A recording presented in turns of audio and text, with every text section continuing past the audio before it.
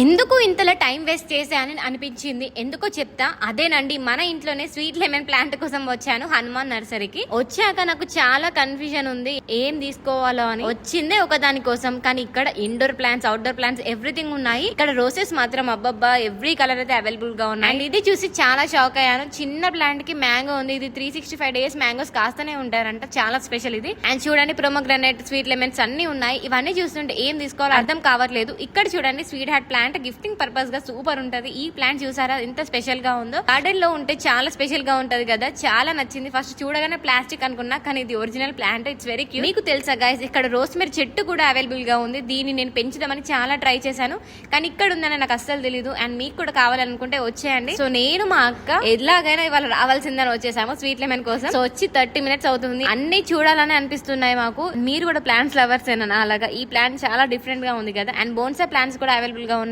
At last 2 sweet lemons plants తీసుకున్నాము. Full happy. And ఈ address వచ్చేసి సోమగూడెం వెళ్లే రూట్ లో ఉంటది. వన్స్ విజిట్ చేస్తే ప్లాంట్స్ లవర్స్ కి ది బెస్ట్ స్పాట్ అని చెప్తాను. అండ్ ఈ వీడియో యూస్ఫుల్ గా ఉంటది కదా. And do subscribe. టాటా.